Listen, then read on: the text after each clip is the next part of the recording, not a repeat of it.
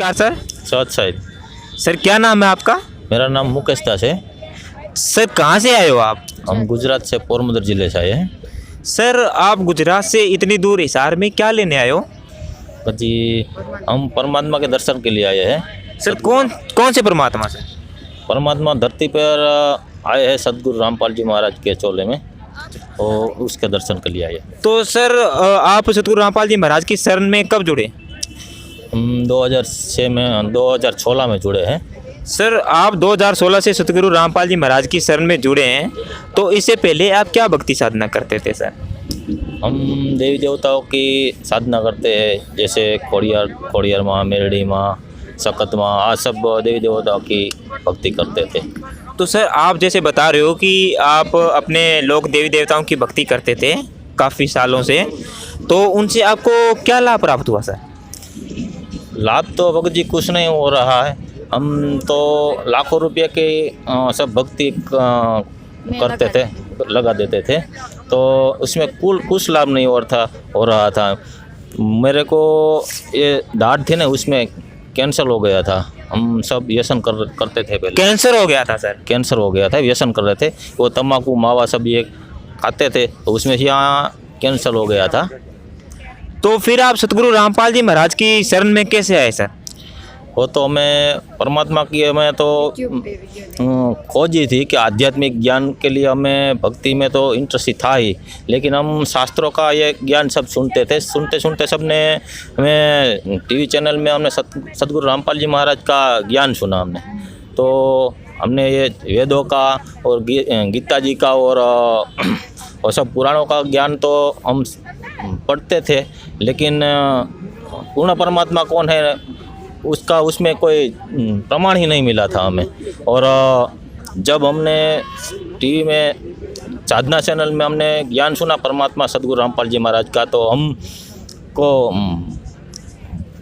दृढ़। तो सर जैसे कि आप बता रहे हो कि आपने सत्संग सुना सतगुरु रामपाल जी महाराज का, उन्होंने शास्त्रों के हिसाब से आपको भक्ति कराई, तो क्या ये सतगुरु रामपाल जी महाराज शास्त्रों के अनुकूल भक्ति कराते हैं? हाँ, 4 वेद, 18 पुराण, 6 शास्त्र, गीता, बाइबल, कुरान और सब शास्त्र खोल के बता दिए कि परमात्मा कौन है और उसकी भक्ति क्या है और हमें उससे क्या लाभ है। और हम जो भक्ति कर रहे हैं उससे अभी कोई लाभ नहीं हो रहा है, तो क्यों नहीं हो रहा है? और वो शास्त्रों के आधार के भक्ति ही नहीं थी। तो आप कह रहे हो कि शास्त्रों के अनुकूल अगर भक्ति करते हैं तभी लाभ होता है, तो आप तो बता रहे हो कि सतगुरु रामपाल जी महाराज की शरण में 2016 से आ गए हो, तो उसके 2016 के बाद में आपको क्या लाभ हुआ सर? बहुत सारे लाभ हो गए। पहले तो हमें आध्यात्मिक ज्ञान हुआ कि भाई परमात्मा कौन है, हमें किसकी भक्ति करनी चाहिए और हम किसकी कर रहे हैं। हम जिसकी भक्ति कर रहे हैं उससे तो अभी का कुछ लाभ ही नहीं हो। जैसे मेरे को ये दाढ़ में कैंसर था और हम परमात्मा की शरण आए ना, तो उससे 1 महीना हुआ ना, तो ऑटोमेटिक सांधी गायब हो गई, हमें पता भी नहीं हुआ कि कब गायब हो गई।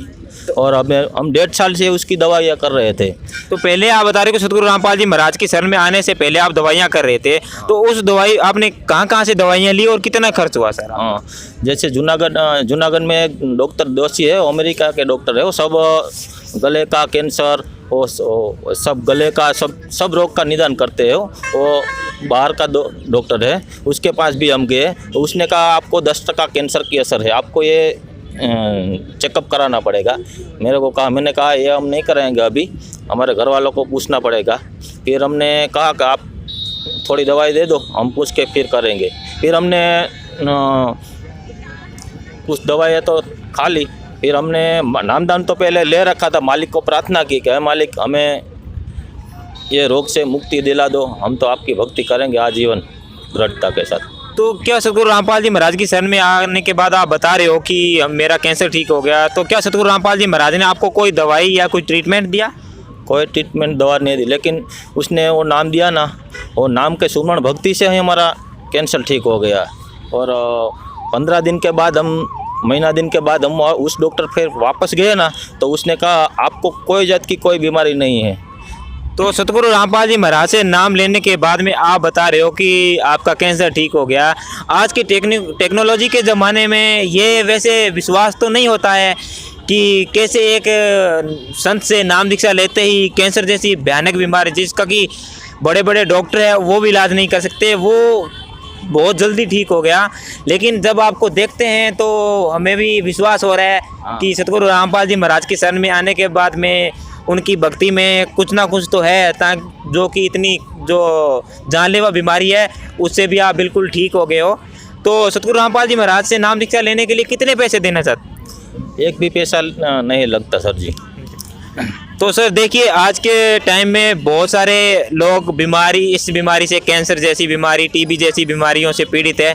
तो उन लोगों के लिए एक उम्मीद की किरण जागती है सतगुरु रामपाल जी महाराज, क्योंकि ये बिना पैसे से ही इलाज करते हैं और बहुत जल्दी ठीक हो जाता है, कोई ट्रीटमेंट नहीं लेना पड़ता। तो वो लोग, लाखों लोग आपको देख रहे हैं, बीमार लोग, तो वो भी सतगुरु रामपाल जी महाराज की शरण में आना चाहेंगे अपनी बीमारियों से निजात पाने के लिए। तो वो सतगुरु रामपाल जी महाराज की शरण में कैसे आ सकते हैं सर? साधना चैनल शाम 7:30 बजे सत्संग आता है सतगुरु रामपाल जी महाराज का। नीचे पीली पट्टी आती है और उसमें आश्रम के नंबर भी आते हैं, उसमें आप डायल कर सकते हो। और अपने ज़िले का, हर ज़िले में नामदान सेंटर खुला हुआ, उसमें डायल करके आप पूछ सकते हो। अपने नज़दीक नामदान सेंटर पर आप नाम दीक्षा ले सकते हैं। आपको काफ़ी सारे आध्यात्मिक शारीरिक लाभ हुए हैं, आपकी कैंसर जैसी बीमारी ठीक हो गई है। आपके साथ में ये मैडम भी आए हुए हैं, इनसे भी कुछ इंट्रोडक्शन पूछते हैं। नमस्कार मैम। नमस्कार। आपका क्या नाम है मैम? कुंजल दासी, गुजरात पोरबंदर से। आप सर के साथ ही हो? नहीं, ये हमारे जिले के भगत है। तो आप यहाँ पे सतगुरु रामपाल जी महाराज की लिए ही आए हो क्या? हाँ, हम परमात्मा के दर्शन के लिए आए हैं यहाँ। तो आप जैसे सर को कैंसर जैसी भयानक बीमारी से छुटकारा मिला, आपको भी कुछ आध्यात्मिक शारीरिक आर्थिक कुछ लाभ हुआ? हाँ, बस मैं मानसिक रोग से पीड़ित थी। मुझे एकदम से कभी कभी मैं मानसिक प्रॉब्लम से बहुत पीड़ित थी। क्या प्रॉब्लम थी वैसे? बस मैं अकेली नहीं रह सकती थी, बस कभी कभी गुस्सा हो जाती थी, वैसे कई सारे प्रॉब्लम्स थे मुझे। तो फिर आपको लाभ कैसे हुआ? बस मेरे ससुर है, वो संत रामपाल जी महाराज से जुड़े थे और उसने नामदान ले रखा था। उसने कहा कि आप ठीक हो जाओगे, अपने मानसिक प्रॉब्लम से दृढ़ हो जाओगे मानसिकता से। तो उसने कहा कि आप जल्द से जल्द संत रामपाल जी महाराज की से नामदान ले लो। तो हम और मेरे हस्बैंड दोनों संत रामपाल जी महाराज से जामनगर से नामदान लिया हमने 2018 में। तो क्या नामदान लेने के बाद में आपकी बीमारी ठीक हुई? हाँ, मैं मानसिक से मुझे बहुत मानसिक शांति मिली है संत रामपाल जी महाराज से नाम दीक्षा लेकर, और 80% मुझे लाभ हो गया है। देखिए, एक संत जो कि खुद जेल में है, हिसार जेल में, और उनकी शरण में आने के बाद कैसे शारीरिक, मानसिक, आर्थिक, आध्यात्मिक कितने सारे लाभ हो रहे हैं। और अब हम इनसे पूछेंगे कि क्या समाज सुधार में भी सतगुरु रामपाल जी महाराज का कोई योगदान है?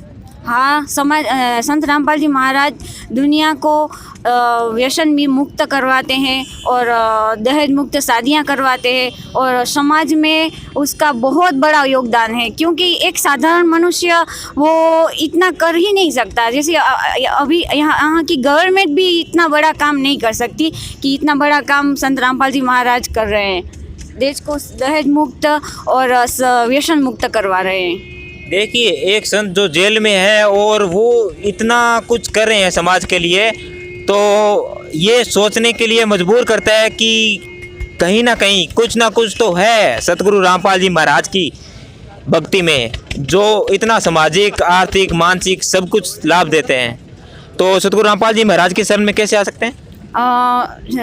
साधना चैनल 7:30 बजे सत्संग आता है सतगुरु रामपाल जी महाराज का। उसमें नीचे पीली पट्टी होती है, उसमें आश्रम के नंबर लिखे हुए होते हैं। उसमें कांटेक्ट करके आप नज़दीकी नामदान सेंटर पर जाके नामदान ले सकते हो। Thank you ma'am.